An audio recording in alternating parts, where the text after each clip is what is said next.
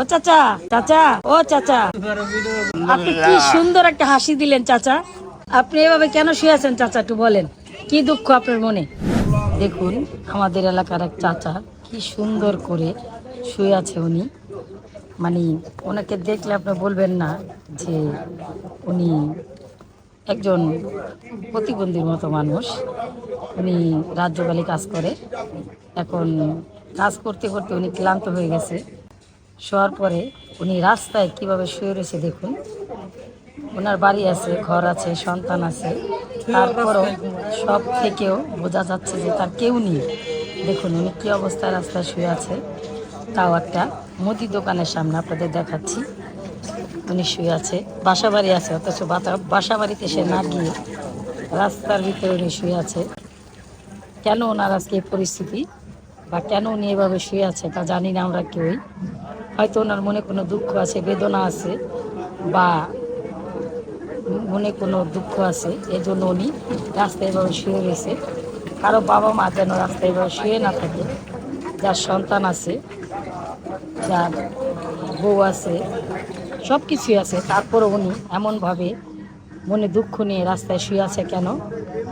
ঠিক আছে, ওনাকে জিজ্ঞেস করবো যে কেন আপনি এভাবে শুয়ে আছেন। ওনাকে হয়তো জিজ্ঞেস করতেছি না, উনি একটা শান্তির ঘুম ঘুমাচ্ছে, যে ঘুমটা থেকে ডাক দিলে হয়তো মনে হবে যে উনি স্বর্গ থেকে উঠে যাচ্ছে। এই জন্য ওনাকে ডাক দিতেছি না, উনি ঘুমাক। আমাদের দেখে খুব ভালো লাগতেছে যে একজন মানুষ কতটা অসহায় হলে এভাবে রাস্তায় শুয়ে থাকে দেখুন। ঠিক আছে, তো কি বলবো, আমাদের বলার কোনো ভাষা নেই বা বলার মতো কিছুই নেই যে কি বলবো ওনাকে আমি। কেন উনি এভাবে শুয়ে আছে ওনাকে জিজ্ঞেসও করতে পারতেছি না, বা ওনাকে কি জিজ্ঞেস করব সে ভাষা আমার জানা নেই।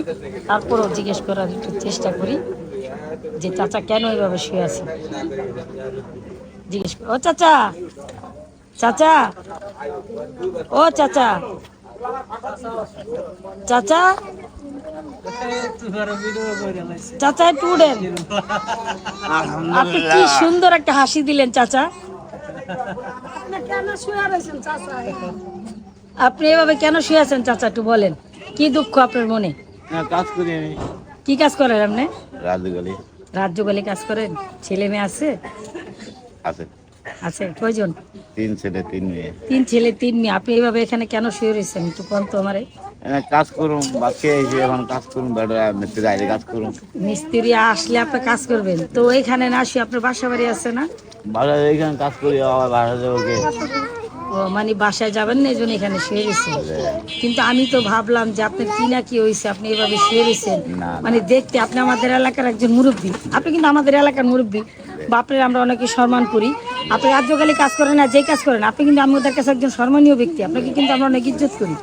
তো আপনি এভাবে শুয়ে রয়েছেন, আমার তে লাগলো যে হয়তো বাসায় কোনো ঝগড়া করছেন, বা চাচির সাথে হয়তো কোনো ঝগড়া হয়েছে। না না হয়তো আমি না এটাই মা না হয়তো আমি এটাই ভাবছি না যে মা। চাচির সাথে কোনো ঝগড়া কেজা করছেন বোধ হয়। না মা না। এখন আপনি কি খাইছেন দুপুরে? খাইতে না খাইছেন? কি রান্না করছে চাচি? খাইতে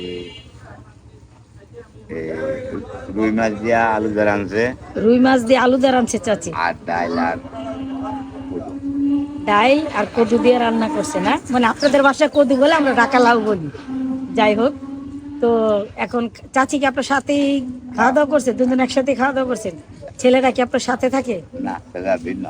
ছেলেরা ভিন্ন থাকে না? ছেলেরা কি সবাই ভিন্ন? 3 জন ভিন্ন? আপনি আর চাচি শুধু থাকেন? এই আপনি কাজ করে সংসার চালান? আলাই চালাই। এই কয় টাকা হাজিরা দেয় চাচা? 700, 650। 400, 650 এরকম হাজিরা দেয় না? তো প্রতিদিন হয় কাজ চাচা? না, প্রতিদিন হয় না? প্রতিদিন হয় না? না, মেঘ বৃষ্টি হলে কাজ হয় না, তখন চলা খুব কষ্ট হয়ে যায় না? বড় কষ্ট। অনেক কষ্ট হয়ে যায়। ওই যে আপনি সামনে দিলেন না, হ্যাঁ। আমি তো দিলেন আমার সামনে। আমি আমি দিলেন না আমার 300। মানে আমি আপনার আম দিছিলাম, ওইটাই খাইছেন। এবছর আর আম কিনে খাননি, ওই আমি যা দিছি এটাই খাইছিলেন। আল্লাহ খাওয়াই। যাক, আমি দেওয়ার মালিক না, উপরওয়ালা দেওয়ার মালিক। আমি একজন উছিলা ছিলাম, হয়তো আমার আম আপনার তফিকে ছিল, ওই জন্য খাওয়াইতে পারছি। এখন আপনি কিছু খাবেন? চাটা কিছু খাবেন? না মা না। একটু চা খান। না মা, আমি খুশি আছি না। তো আপনার আমি অনেক কথা জিজ্ঞেস করলাম, আলহামদুলিল্লাহ। আপনি কি মনে রাগ করছেন? না না না কোনো রাগ করছেন চাচা? না মনে কোনো রাগ দুঃখ থাকলে বা ক্ষোভ থাকলে বলতে পারেন, না কোনো রাগ দুঃখ নাই। না মা রাখি। যাক, আপনি এই বয়সে সংসার চালিয়ে যে চালাইতেছেন, আমার খুবই কষ্ট লাগলো যে আপনার 4-4টা ছেলে থাকতে তারপরও আপনি চাচিরে নিয়ে রাস্তায় কাজ করে খান।